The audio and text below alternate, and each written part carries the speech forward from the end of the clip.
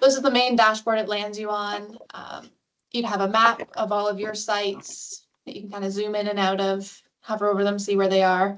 There's also some quick links down here at the bottom. If you wanted to quickly go in and look at tank levels at one of your sites or check inventory, you could do that here. I'm not going to use these links. I'm going to go kind of down the sidebar here just to make sure we cover everything.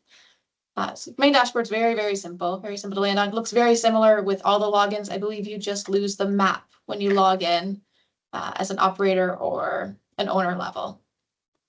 So going down to sites, this would be where you would find a list of all the sites that you are attached to. So if you find one that's missing, you'd reach out to your sales rep and make sure we get it added to you. From here, probably the most useful piece of information is here. Is you'd click into one of the sites, go into controllers, and in here you can test the controller. So this is what our team uses when we install at your site. You can go in and make sure that all of your ports have live data. Let's say you had a product attached in here at port 9 and you weren't seeing it on your tank readings. You could come in here and see, oh, there is actually a no signal. There is a problem with that. I better go and make sure that that sensor is alive, that it needs to be reset. Maybe you need to swap it out for a new one. And then you can see over here, this is switching from red to green, from on to off.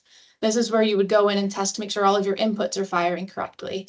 So if you're looking at your reporting data, which we'll look at later, and you're finding that you're not seeing anything for one of your wash packages, you could come in here, force a wash, and make sure that it's switching to on or off as that wash is being triggered, just to make sure that the controller is receiving data from your system.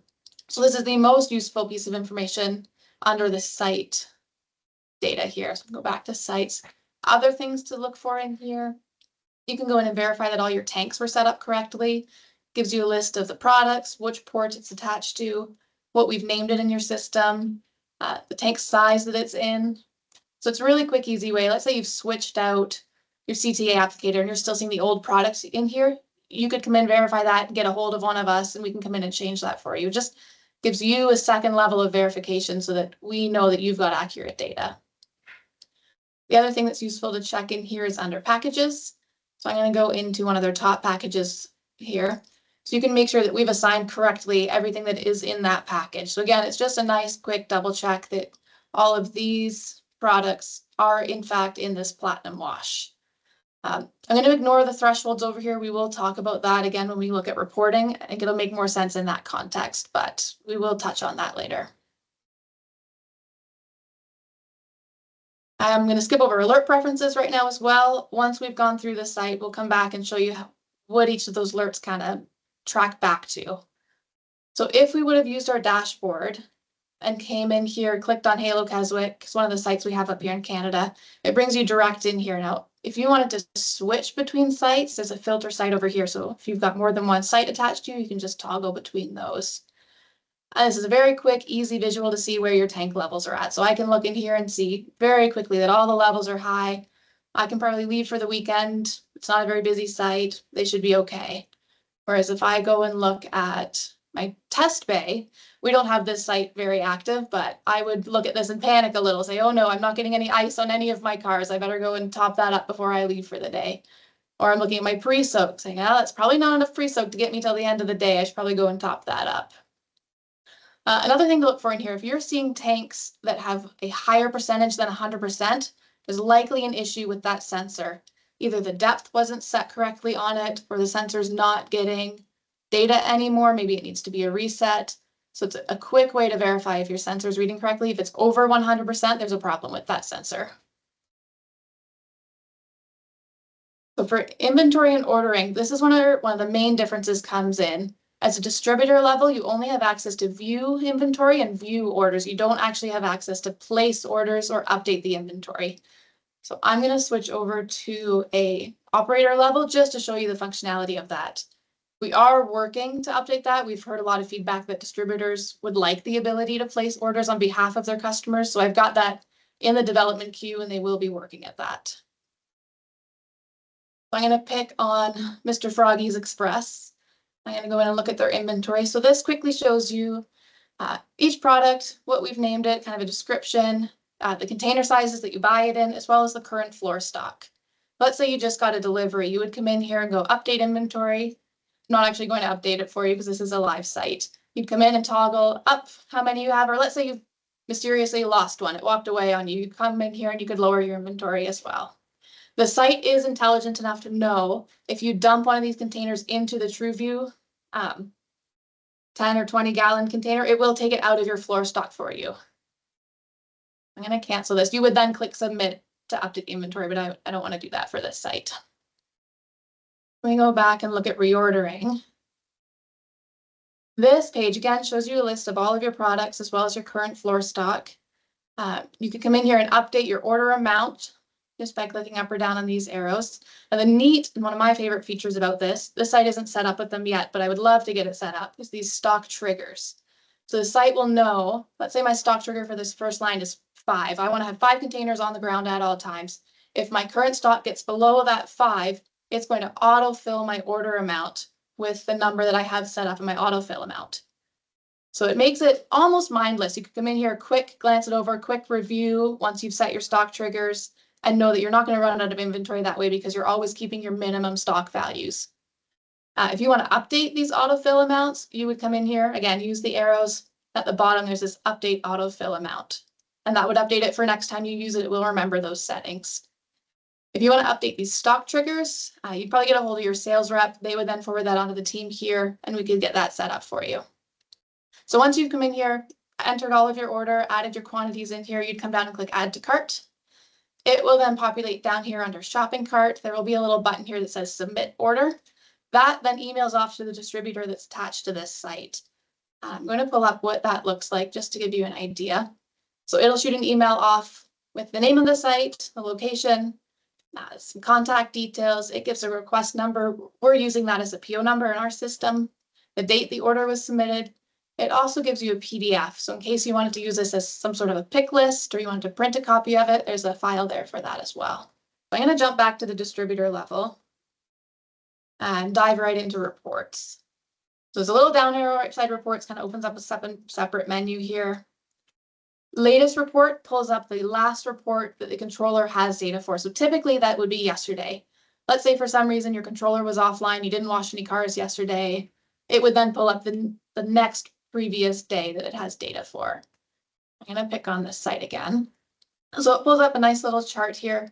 You can filter it by product cost per car, or you can remove that and filter it just by product use per car. There is a little tiny menu here that you can export this. My favorite export is a CSV file. It gives you a Excel. More useful when we look at the multi-day period. So you could run a month worth of data and look at your averages per month on what you're using. We've got sites up here in Canada that are then taking that and reporting it back up to their ownership team. So we found that to be quite useful. Down here, this little wheel shows you how many cars you washed in this last period, which for this one does give you a date. So this would be yesterday. If you hover over, again, it gives you more data, package count for the premium wash. So washed 126 cars. Average cost per that package, and then a total cost per that 126 cars. Also gives you a blended cost per car. I should mention up here, again, if you hover over these, it gives you more data that you can dive into. If you were at a site that had a la carte buy-ups, it would give you a package count of how many of those were sold, again, cost per car, and then total cost for that day. So there's not a lot of data with last report, but it's just a very quick overview.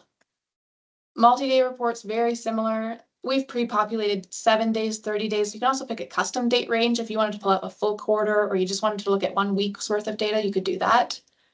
I'll pull up last 7 days. Exact same top portion, but now it's totaling that whole period. So it's pulling from this date to this date. So that would be the last week's worth of data. Exact same, you can hover over, get more data again for that total time period. You can filter it by just one of the options down here. And hovering over the wheel gives you that data as well.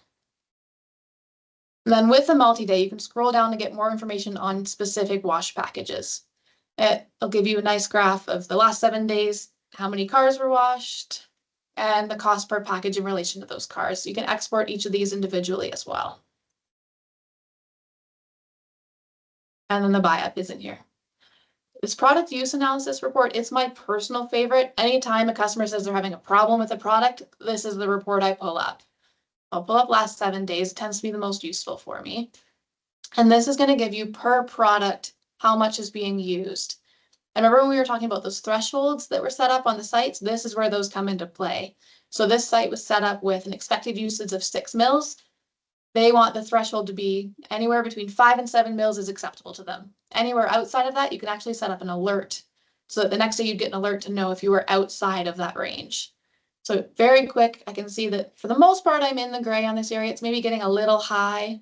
Maybe want to go check, but I think there was one I was looking at in here yesterday. Yeah. So here, there's something wrong with their upper pre-soak. It's not reading at all. So we actually have a tech going out to site to figure out why that's happening. And here we would have seen on this day, we would have gotten an alert maybe that it was below the threshold. We could have went in and see, well, maybe there's a clogged tip, foot valve is clogged, some issue with that product. So then you can fix it the next day rather than having it wait on site multiple days before you find out there's a problem.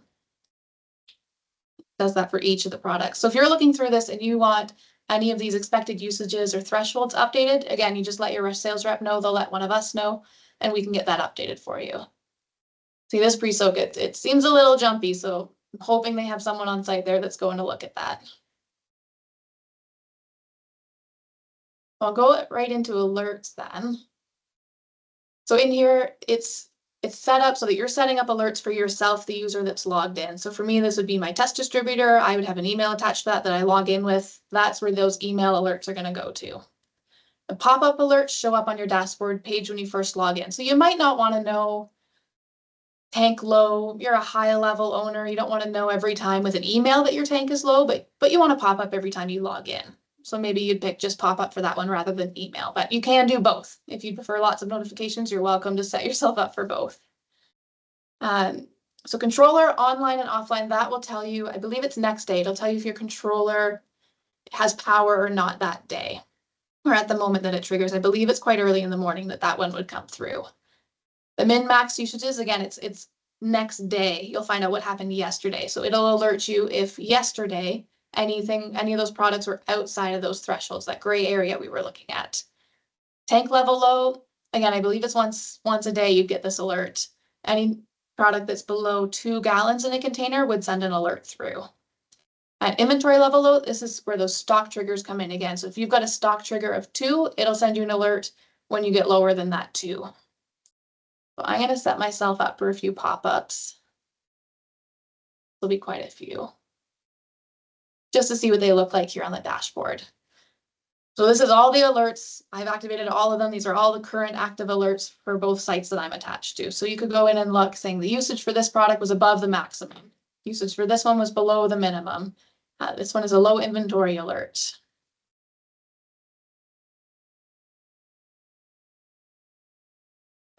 So that's a high level overview of the site.